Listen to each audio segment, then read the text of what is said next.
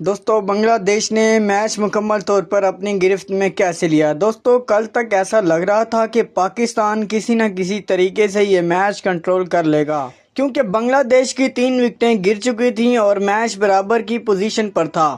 لیکن آج تیسرے دن جو کچھ ہوا ہے اس نے پورا میچ الٹ کر رکھ دیا۔ ایک ہی سیشن کے اندر بنگلہ دیش نے پاکستانی بولرز کو اس طرح ڈومینیٹ کیا کہ اب میچ مکمل طور پر ان کے ہاتھ میں جا چکا ہے۔ پاکستان نے پہلی اننگز میں صرف 232 رنز بنائے تھے، جبکہ بنگلہ دیش نے 278 رنز اسکور کیے تھے، یعنی پہلے ہی پاکستان دباؤ میں تھا۔ اب دوسری اننگز میں جب بنگلہ دیش نے لمبی پارٹنرشپس بنانا شروع کی تو پاکستانی ٹیم کے پاس کوئی جواب ہی نہیں تھا۔ دوستو اگر پاکستان کی پہلی اننگز کی بات کریں تو یہاں پر ایک بار پھر بابر اعظم ہی نمایاں دکھائی دیے۔ بابر نے 68 رنز کی اننگز کھیلی اور سچ بتاؤں تو اگر بابر بھی جلدی آؤٹ ہو جاتے تو شاید پاکستان 200 رنز بھی نہ بنا پاتا۔ ساجد خان نے بھی نیچے آ کر کافی اہم 38 رنز بنائے، جس میں 4 چوکے شامل تھے، لیکن مسئلہ یہ ہے کہ پاکستان کی مین بیٹنگ لائن پھر فلاپ ہو گئی۔ اوپنرز کچھ نہ کر سکے، مڈل آرڈر دباؤ برداشت نہ کر سکا اور پوری ٹیم صرف 232 رنز پر۔ یہی وہ جگہ تھی جہاں میچ بنگلہ دیش کی طرف جھکنا شروع ہوا، کیونکہ ٹیسٹ کرکٹ میں اتنا چھوٹا اسکور ہمیشہ خطرناک ثابت ہوتا ہے۔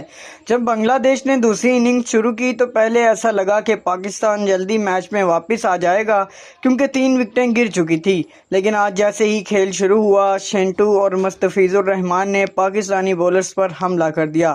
شنٹو نے اگرچہ بڑی اننگز نہیں کھیلی، صرف 15 رنز بنا کر آؤٹ ہوا، لیکن اس نے شروع میں پاکستانی بولرز کا ردھم خراب کیا۔ خرم شہزاد نے اسے LBW آؤٹ کیا اور یہی وہ بولر تھا جس نے آج پاکستان کے لیے سب سے زیادہ فائٹ دکھائی۔ سچ کہیں تو شاہین آفریدی کی جگہ خرم شہزاد کہیں زیادہ بہتر نظر آیا۔ کم از کم اس نے وکٹیں لینے کی کوشش تو کی، لائن اور لینتھ بھی کافی بہتر تھی اور اس نے بنگلہ دیشی بیٹرز کو کچھ مشکلات میں ڈالا۔ اس کے بعد آئے لٹن داس اور بھائی جان، اس بندے نے پاکستان کے خلاف ایک بار پھر اپنی کلاس دکھا دی۔ لٹن داس اب وہ واحد بنگلہ دیشی بیٹرز بن چکا ہے جس نے پاکستان کے خلاف 300 سے زیادہ ٹیسٹ رنز بنا دیے ہیں۔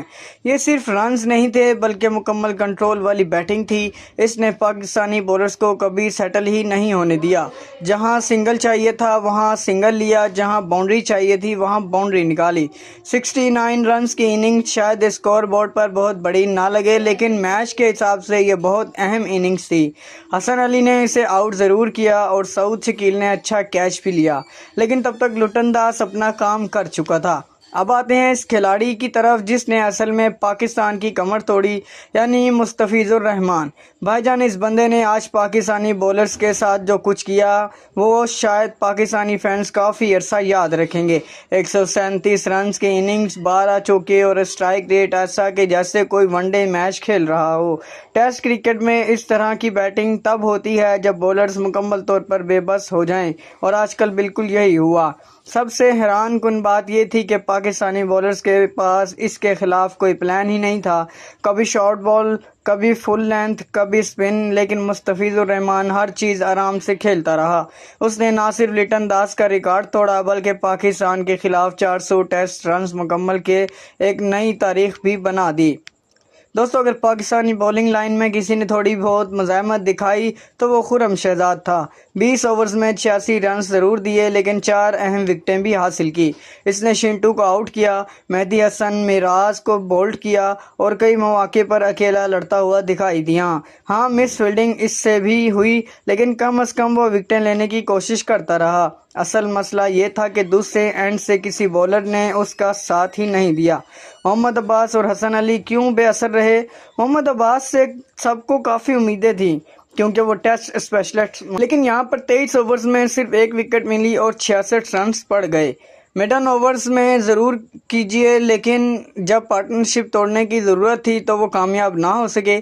حسن علی نے 2 وکٹیں لی لیکن 83 رنز بھی دیے۔ مسئلہ صرف وکٹ لینے کا نہیں تھا، مسئلہ یہ تھا کہ بنگلہ دیشی بیٹرز کو دباؤ محسوس ہی نہیں ہونے دیا گیا۔ ہر بولر کے خلاف آسانی سے رنز بنتے رہے۔ ساجد خان نے 3 وکٹیں لی لیکن 33 اوورز میں 126 رنز بھی دیے۔ اب ٹیسٹ میچ میں اگر اسپنر اتنے رنز کھائے گا تو پھر ٹیم مشکل میں ضرور آئے گی۔ خاص طور پر جب تیجل اسلام جیسے ٹیلنٹ اینڈر کے ساتھ بھی پارٹنرشپ نہ توڑ سکو تو اس کا مطلب یہی ہے کہ بولنگ میں پلاننگ مکمل طور پر فیل ہو چکی ہے۔ تقریباً 33 اوورز تک پاکستان کو کوئی وکٹ نہیں ملی۔